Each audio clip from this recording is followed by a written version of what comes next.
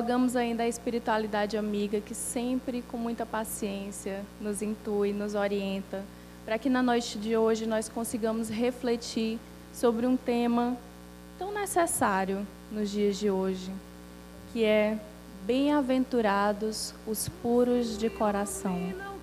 Esse tema se encontra no Evangelho segundo o Espiritismo, no capítulo 8, e nós trataremos dos itens 1 a 3, simplicidade e pureza do coração, e das instruções dos Espíritos que falam: deixai vir a mim as criancinhas e bem-aventurados aqueles que têm os olhos fechados. Pureza de coração, meus irmãos. Pureza de coração. É uma das bem-aventuranças tratadas numa das maiores lições evangélicas que nós tivemos a oportunidade de ler, ditas pelo Cristo. Cheia e profunda de ensinamentos e uma verdadeira poesia. Assim como vários dos nossos amigos oradores mais preparados já tiveram a oportunidade de dizer nessa tribuna, Gandhi falou que se todos os livros se perdessem e se restasse somente o Sermão do Monte, todos os princípios cristãos e espirituais universais estariam preservados. Porque se o homem conseguir pôr em prática esse código de conduta, essa norma de procedimento cristão, nós seremos capazes de nos desfazer de várias das mazelas de que nós ainda somos portadores. Eliminar vários dos males que muitas vezes nós mesmos causamos. Pureza de coração. Um dos itens da bem-aventurança, de bem-aventurança constante no Sermão do Monte, no capítulo 5 de Mateus. Mas, e o que é essa bem-aventurança? Segundo o conceito dos dicionários, significa uma boa sorte, uma ventura, algo muito bom. Mas, levando esse conceito para analisar com o que Jesus nos ensinou, a gente chega meio que num paradoxo. Porque a bem-aventurança dita no Sermão do Monte por Jesus, ela nos leva a um conceito paradoxal, um conceito mais contraditório dessa boa ventura, essa boa sorte. E é exatamente a má sorte, entre aspas. A fraqueza, os infortúnios, as dificuldades, a aflição que todos nós padecemos no dia a dia. Então, nós temos essa palavra que remete a algo muito bom e nós temos esse conceito de não tão boa sorte, dito por Jesus, aparentemente contraditório, mas nós esclareceremos. Porque essas dificuldades, essas dores, esses sofrimentos, essas aflições, esse fechar os olhos pode parecer algo negativo, mas em momento algum a doutrina, como algumas pessoas dizem, faz essa apologia à tristeza, a essa apologia ao sofrimento. Na verdade, nós viemos nessa oportunidade carnal e voltaremos diversas outras vezes para sermos felizes, mesmo em meio a dores e dificuldades e sofrimentos. Não faria sentido nós termos diversas oportunidades reencarnatórias somente para sofrer. Nós estamos aqui para sermos felizes. E ainda, pegando esse conceito, falando dessa bem-aventurança, e o que seria puro? É aquilo que não tem mancha, é aquilo que é cristalino, que é imaculado, que é transparente. E o coração? O coração ele é observado em muitas religiões como centro das atividades divinas. Mas ele é tomado aqui, obviamente, num sentido figurado, não literal, como centro das nossas atividades emocionais e intelectuais. Ele é o órgão central do nosso corpo. É utilizado nessa figura, nessa linguagem simbólica. Então, são as bem-aventuranças daquele que é puro de coração. Ditos esses conceitos iniciais, o que o Evangelho nos traz sobre essa pureza de coração? E ele inicia falando de Mateus, capítulo 5, versículo 8. Bem-aventurados os que têm puro o coração, porquanto verão a Deus. Bem-aventurados os que têm puro coração, porquanto verão a Deus. E ele exemplificou essa pureza de coração através das crianças. Por quê? Porque o Evangelho nos diz que essa pureza de coração é inseparável. É inseparável da humildade e da simplicidade. E por isso ele utiliza a figura das crianças. Para exemplificar esse ensinamento, eu vou pedir para o nosso amigo Tiago passar só um vídeo rapidinho de 3 minutos em que Jesus exemplifica essa situação de pegar a criança como um símbolo dessa pureza de coração e que é inseparável dessa simplicidade e dessa humildade. Pode colocar, Tiago, por gentileza.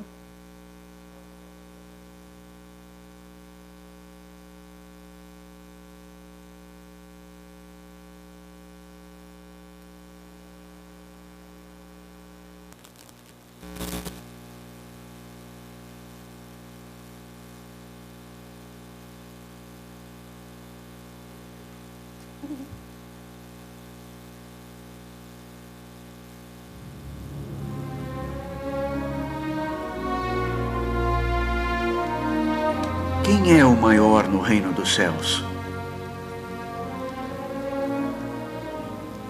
Em verdade vos digo, que se não vos converterdes e não vos fizerdes como meninos, de modo algum entrareis no reino dos céus.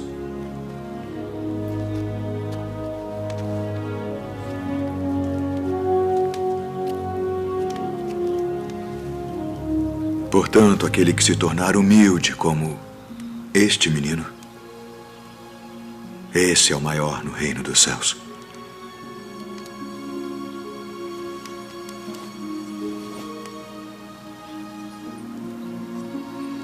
E qualquer que receber em meu nome um menino tal como este, a mim me recebe. Mestre, vimos um que em teu nome expulsava demônios, o qual não nos segue. E nós lhe o proibimos porque não nos segue. Não lhe o proibais, porque ninguém há que faça milagre em meu nome e possa logo falar mal de mim. Porque quem não é contra nós é por nós. Porquanto qualquer que vos der a beber um copo de água em meu nome, porque sois discípulos de Cristo, em verdade vos digo que não perderá seu galardão. E qualquer que escandalizar um destes pequeninos que creem em mim, melhor lhe fora que lhe pusessem ao pescoço uma mode atafona e que fosse lançado ao mar. Ai, do mundo por causa dos escândalos. Porque é mister que venham escândalos. Mas ai daquele homem por quem o escândalo vem. Portanto, se a tua mão ou o teu pé te escandalizar, corta-o e atira-o para longe de ti. Melhor te é entrar na vida coxo ou aleijado, do que tendo 2 mãos ou 2 pés seres lançado no fogo eterno. E se o teu olho te escandalizar, arranca-o e atira-o para longe de ti. Melhor te é entrar na vida com um olho só, do que tendo 2 olhos seres lançado no fogo do inferno. Vede, não desprezeis alguns destes pequeninos, porque eu vos digo que os seus anjos no céu sempre veem a face de meu Pai que está nos céus. Porque o Filho do Homem veio salvar o que se tinha perdido.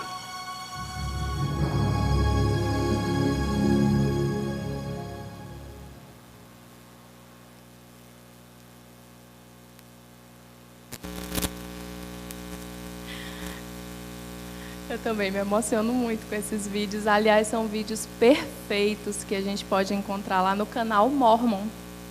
porque ele disse que aquele que não é contra nós está a nosso favor. Então, independente de qualquer opção, são vídeos perfeitos que falam sobre Jesus, sobre o Evangelho, quem quiser conferir depois.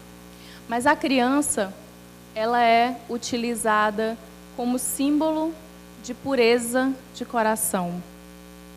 E ele diz que a entrada no reino dos céus é para aqueles que têm assemelhados às crianças, ou seja, a franqueza, a espontaneidade e até a obediência, porque todas essas características, elas nos auxiliam a perceber as leis divinas, não só a perceber as leis divinas, mas uma vez percebendo, o estudo e a prática nos proporcionar essa abertura de consciência e essa possibilidade de crescimento espiritual. Porque o reino de Deus não está nas coisas externas. O reino de Deus é aquela reforma íntima que todos nós devemos fazer. A exemplo das crianças, tentando ser o máximo espontâneo, o máximo simples e humilde. E até com essa leveza que as crianças têm de não se relacionar com o outro imediatamente já armado. A criança briga ali, 5 minutos depois já são os melhores amigos do mundo de toda uma vida, ou de várias vidas. Então, é a chamada para essa tentativa, não estou dizendo que é muito fácil, não estou dizendo que a gente vai conseguir agora, mas essa tentativa de olhar sob novas lentes, porque nós enxergamos o mundo de acordo com a lente mental que nós temos. E essa lente mental está associada à nossa consciência e à nossa evolução. Então, essa natureza simples é exemplificada através das crianças, que é o que nos proporcionará a entrada no reino dos céus. E nós sabemos que as crianças, elas exprimem o que sentem e falam o que pensam. Diferentemente dos adultos que não dizem o que sentem e que pensam para dizer o que não sentem. Então, é essa tentativa de você conseguir ser um pouco menos articulado, um pouco menos desconfiado. Não estou dizendo que isso não seja necessário também, mas você tratar o outro como você gostaria de ser tratado, um pouco mais desarmadamente, buscando na prática do amor, da doação de amor diária e da caridade, essa pureza de coração, que é um ideal. É uma característica constante nessas bem-aventuranças, mas é uma característica que requer uma prática diária nos pequenos exercícios que nós temos na família, no trabalho, nos exercícios diários. Mas será que o Evangelho está querendo falar somente das crianças? Não. João Evangelista, na instrução dos Espíritos, ao final do capítulo 8, ele diz que é um chamamento. Jesus faz essa simbologia, essa alusão às crianças e todos aqueles que se assemelham às crianças. Mas esse conceito, esse sentido da lei divina é muito mais amplo. Ele vai abarcar todos aqueles que necessitam de consolo, todos aqueles que têm vícios, todos aqueles que têm desesperança, todos aqueles que precisam de amparo e consolação, todos aqueles que se encontram num estado de infantilidade intelectual e espiritual, os fracos. Por quê? Porque Ele é o bálsamo curador de todas as almas. Então, esse chamamento nos remete à pureza das crianças, a atitude que nós devemos ter parecidas com essas características, mas principalmente o chamamento a essas pessoas fracas, viciosas, para que eles tenham um amparo através da lei divina. E na outra instrução dos Espíritos, quando eles nos falam: bem-aventurados os que têm fechados os olhos. Bom, mas os que têm fechados os olhos, nós não estamos no processo de ver, de olhar com olhos de ver com olhos de me confundir. Mas nesse processo de abertura de consciências, e bem-aventurados os que têm fechados os olhos, e no sentido literal, nós podemos observar isso como uma chaga física, por exemplo, a cegueira. E os espíritos são categóricos em nos dizer: és portador de uma doença, tem alguma dificuldade, você veio com alguma limitação, bendizer a Deus. Mas como bendizer a Deus uma cegueira? Como bendizer a Deus uma provação tão difícil? E ele nos remete, já que um espírito protetor, não mais João Evangelista, àquela frase do Evangelho que diz: tu darias uma cobra a teu filho se ele te pedisse pão? Nós, imperfeitos como somos, seríamos incapazes de ter uma atitude como essa. De ter um filho que nos pede socorro, que nos pede pão, que nos pede alimento, e esse alimento nós devemos interpretar não só como o alimento do corpo físico, mas o alimento da alma também, e teria como resposta esse presente, como se fosse esse presente de uma cobra. Ninguém faria isso.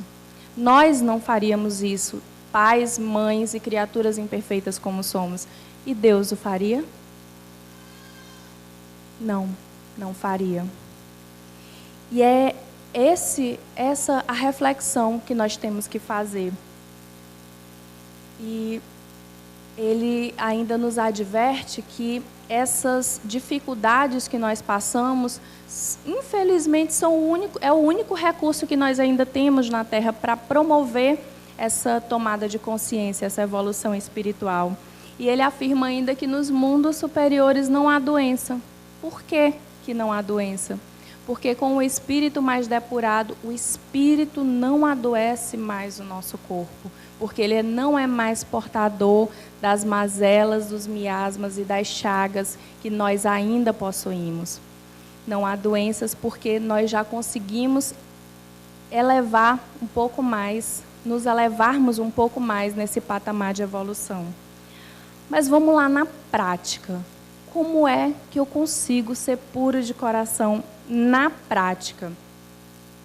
Frequentemente nós nos permitimos ser um pouco egoístas porque nós temos a mania, às vezes, de nos comparar com as outras criaturas e de nos sentirmos superiores a elas. Mas nós só conseguimos nos sentir superiores às criaturas porque nós nos comparamos observando as nossas qualidades e os defeitos do outro. E isso é egoísmo. Mas também, se eu me comparar com os grandes virtuosos da história, como Madre Teresa, como Gandhi, como Chico, eu vou me sentir um titiquinho de nada, né? Mas é possível colocar em prática esse ideal dessa pureza de coração. Qual é a medida prática, então, para conseguir isso? Como é que nós conseguimos ser bons músicos? Como é que nós conseguimos ser bons instrumentistas? Como é que a gente consegue fazer um time de vôlei campeão? Como é que eu consigo ser um profissional de excelência? Como é que eu consigo, uma tarefa muito difícil e meritória, passar num concurso? Como é que eu consigo chegar num padrão de excelência a que eu me proponho? Praticando, treinando, estudando um bocado. Não tem outra saída, é treinando. Ah, mas, como eu disse, se nós nos olharmos para os nossos pares, talvez em momento ou outro a gente consiga se sentir superior às outras criaturas, porque nós somos ainda plenos, cheios de defeitos. Se nós nos compararmos com esses grandes vultos, nós vamos nos sentir insignificantes. Mas, para chegar lá, para eu conseguir ser uma boa música, um bom músico, um bom instrumentista, qualquer coisa que eu me proponha a ser, é só treinando. É através da luta diária e árdua de melhoramento de si mesmo. É a única medida que nós temos, é essa prática. Como, por exemplo, pequenas situações, como visitar uma pessoa no hospital e no olhar, numa conversa, às vezes a pessoa precisa só de uma conversa para se sentir bem. Ou então, quando nós temos a oportunidade bendita de fazer o tratamento numa pessoa, obrigada, Jefferson, fazer um tratamento de um passe, em que nós temos a oportunidade de derramar amor através de luz na imposição das mãos para aquela criatura. São pequenos gestos de doação de amor e de caridade, esse exercício diário nas pequenas coisas que nos fazem caminhar um pouco mais rumo a essa pureza de coração que fala o Evangelho. Só que nós temos a dificuldade de enxergar isso porque nós somos imediatistas. Nós mal começamos a andar e nós já queremos o resultado final. Isso muitas vezes desestimula, porque você vê o caminho longo a ser perseguido e você não... O seu objetivo, o seu olhar, a sua visão não é no ponto que você vai chegar, em todo o trabalho que você vai ter no percurso. Mas é a única saída que nós temos. Aí a gente vai pensar, mas eu não tenho mérito para fazer isso tudo. Aí eu diria como a dona Dolores, não tem, mesmo assim faça, trabalhe. É a única saída que nós temos, e mesmo porque nós não temos, com o conhecimento que já adquirimos, condições de imaginar que não há um plano perfeito divino. Nós não temos condições, com o conhecimento que já adquirimos, de desconsiderar a misericórdia divina. Para exemplificar melhor, vamos pensar em nós mesmos como uma antena. Tia Ayrton, que está lá na Rádio Ismael, ele poderia me auxiliar e falar melhor, mas está aqui o Jefferson também. Uma antena, ela não só capta, mas ela também distribui o sinal. Nós também somos assim. Os nossos filtros mentais, a mente humana é como se fosse uma dessas antenas. Nós captamos e nós repassamos, nós reproduzimos. E é uma coisa aparentemente lógica. O que eu quero receber? O que eu estou captando? Então, nós temos que pensar como espíritos. Nós não somos corpos materiais vivendo uma experiência espiritual. Nós somos espíritos em uma experiência carnal, em apenas uma dessas experiências carnais. Então, para ainda os que são céticos com relação a isso que eu falei, dessas ondas que nós captamos e que nós somos capazes de distribuir. O pensamento, ela é uma força criativa. Para os mais descrentes, a gente vai apelar um pouquinho para a física, para a química, para a astronomia, quando as análises e os estudos registram que o homem terrestre mora num reino entrecortado de raios. E em meio a esse reino, nós temos os nossos raios mentais. Essas ondas mentais, elas são capazes de condicionar e modificar as criaturas. Não, isso não pode acontecer. Alguém aqui não se sente, dependendo da criatura que esteja ao seu lado, muito bem ou muito mal? É essa captação de energia que todos nós somos capazes. Todos nós somos essas antenas. Algumas um pouco mais sintonizadas do que as outras, mas todos nós conseguimos isso. Partindo desse conhecimento, dessa que eu acredito que já seja uma realidade para nós que estudamos a doutrina espírita. Com esse conhecimento, nós temos que considerar a providência divina e que ela não falha. E que nós somos capazes de emanar amor para as outras criaturas. E eu sou capaz de, nesse condicionamento da energia que eu capto e que eu transmito, eu sou capaz de modificar a mim mesma e ao outro. Eu sou capaz de me adoecer ou de me curar. Eu sou capaz, sim, de adoecer o outro e também de curar o outro. Novamente, a gente sempre tem aquela visão um pouco pessimista. Ah, mas eu não sou capaz de fazer isso. E aquela palavra evangélica, quando o Cristo nos diz, essas coisas que faço, vós também fareis, e mais. Então, esse conhecimento que nós já possuímos, o que ele nos torna? Ele nos torna responsáveis. Porque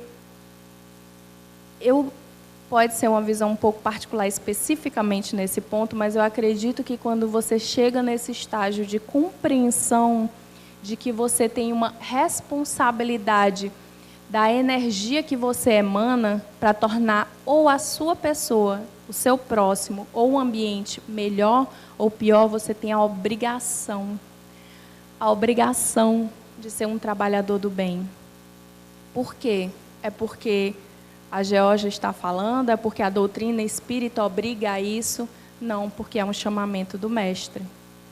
Ele nos disse que nós seríamos capazes de fazer todas essas coisas e Ele conta conosco para isso. Nós temos essa responsabilidade de vibrar positivamente ou de modificar a vibração do ambiente em que nós estamos, através dessa força criativa do pensamento. Mas isso depende do meu estado de evolução, isso depende do filtro que eu uso na minha mente para enxergar o mundo. E Emmanuel, ele fala num texto do Evangelho segundo Mateus, comentários ao Evangelho segundo Mateus, na página 69, ele diz quão importantes são esses filtros mentais que nós temos, porque eles modificam sobremaneira o mundo como esses filtros são os que fazem você ver o mundo de tal ou qual maneira. E eu vou pedir permissão para vocês para ler só uma página rapidinho. Quando a pureza estiver conosco. Quando a pureza estiver em nossos olhos, fixaremos na cicatriz do próximo a desventura respeitável do nosso irmão. Quando a pureza morar em nossos ouvidos, receberemos a calúnia e a maldade, nela sentindo o incêndio e o infortúnio que ainda lavam o espírito daqueles que nos observam, sem o exato conhecimento das suas intenções. Quando a pureza demorar-se na nossa boca, a maledicência surgirá junto de nós por enfermidade lamentável do amigo que nos procura, veiculando-lhe o veneno, e saberemos fazer o silêncio bendito que possamos impedir a extensão do mal. Frente à maledicência, o silêncio para aqueles que têm a pureza do coração na boca. Quando a pureza associar-se ao nosso raciocínio, identificaremos nos pensamentos infelizes a deplorável visitação da sombra, diante da qual acenderemos a luz da nossa fé para a justa resistência. Emmanuel, ele fala as coisas de uma forma tão poética, mas é isso que nós falamos. Frente a essa sombra, nós temos, diante do conhecimento que já adquirimos, a obrigação de acender a luz da nossa fé para opor uma justa resistência a essa sombra. A modificação da energia do ambiente de acordo com o que você é capaz de emanar. Quando a pureza respirar em nosso coração, o endurecimento espiritual jamais encontrará guarida na nossa alma. Quando a pureza brilhar em nossas mãos, a preguiça não nos congelará a boa vontade e aproveitaremos as mínimas oportunidades de caminho para o abençoado serviço do amor que o Mestre nos guiou. Bem-aventurados os puros de coração, proclamou o divino amigo.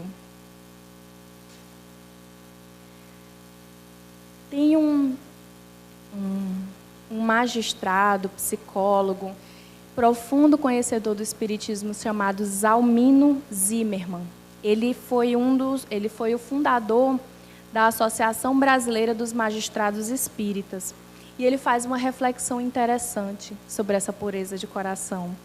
Ele diz: bem-aventurados aqueles que têm suavidade no coração. Suavidade no coração, meus irmãos. Bem-aventurados aqueles que tratam as pessoas com gentileza. Mas não aquela gentileza formal, fruto da educação que o ambiente impõe, fruto de uma necessidade profissional, de uma posição, fruto de uma posição intelectual em que você se vê condicionado a agir daquela forma gentil com os outros. Não esse tipo de gentileza, mas a gentileza daqueles que conseguem ser suaves de coração. E ele disse que é um ideal que nós devemos buscar. Ele passou a vida inteira, já faleceu, já desencarnou. Ele passou a vida inteira buscando esse ideal da pureza de coração. Ele diz que isso era um dever moral, essa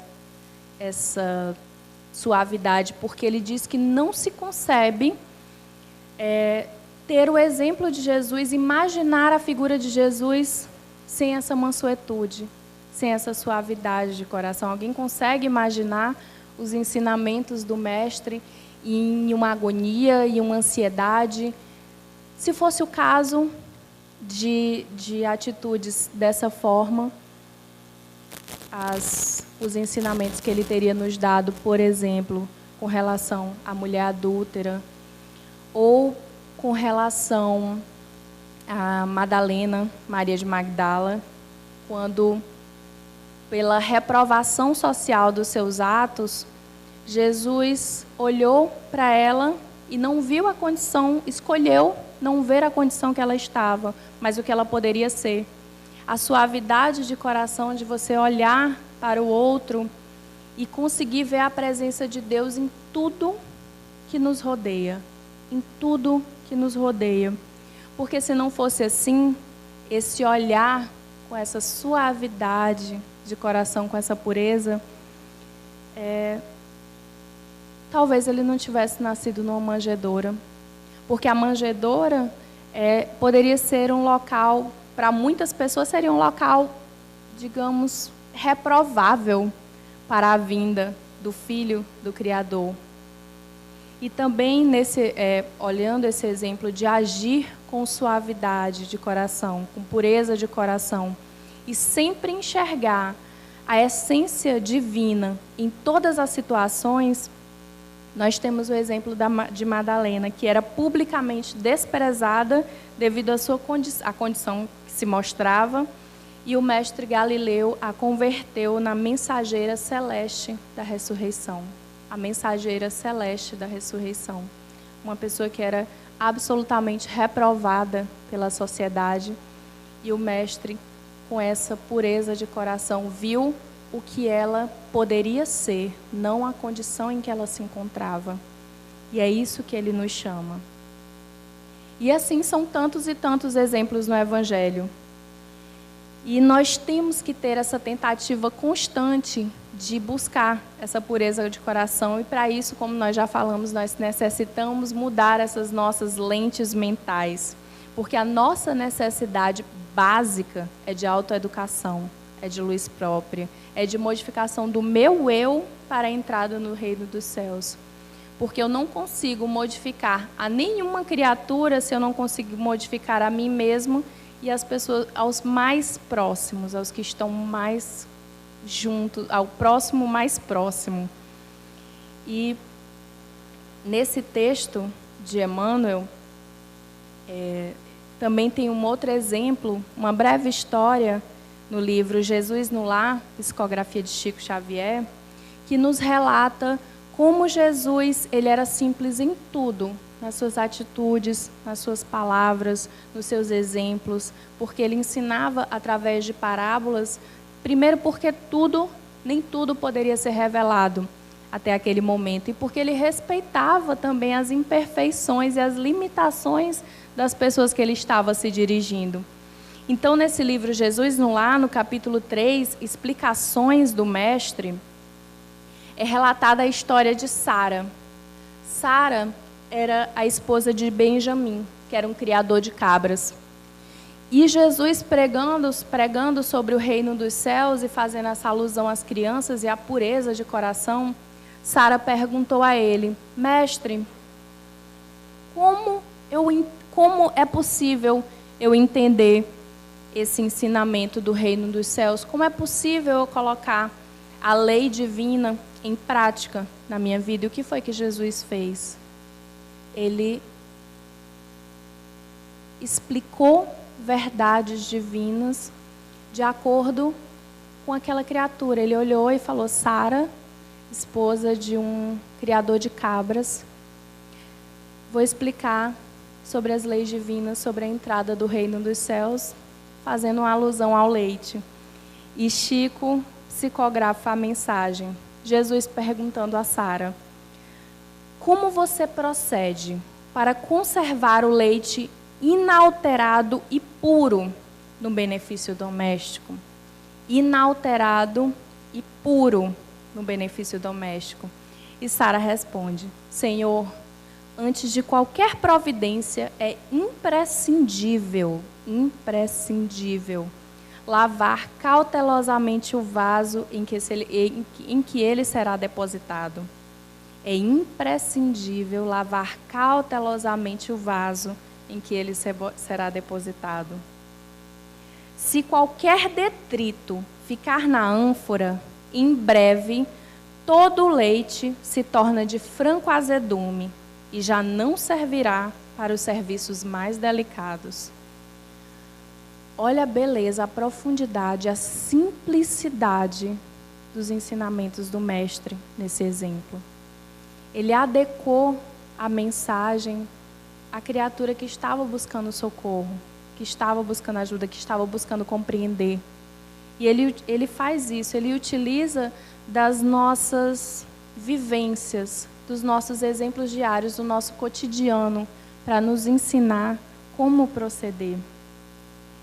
E ainda ele encerra esse diálogo em que ele ensina o que é necessário para ser puro de coração, é fazer essa limpeza no vaso em que será depositado que as leis divinas e o nosso templo para o reino de Deus. Ele diz: o orvalho em um lírio alvo é diamante celeste.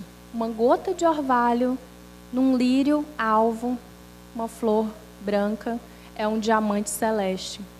Esse mesmo orvalho, entrada, é água lamacenta. E ele diz: a natureza, na sua simplicidade, ensina as leis divinas.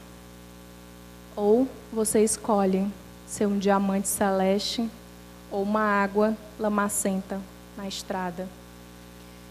É essa a magnitude dos ensinamentos do Cristo, de ser o mais simples, o mais humilde possível e sempre remetendo à nossa vivência diária, aos exemplos que nós temos, condições, porque não adianta a gente tentar mudar o mundo e fazer grandes feitos quando nós não conseguimos nos reorganizar nem dentro da nossa casa, nem dentro da nossa cabeça, às vezes. Então é com essa mensagem de humildade, de simplicidade, de profundo ensinamento, a minha visão, de que você precisa, antes de qualquer coisa, lavar cuidadosamente o vaso que conterá essa prática, esse exercício do amor divino, para nós sermos merecedores da sua misericórdia, do seu amparo. Muita luz e paz profunda a todos. Muito obrigada.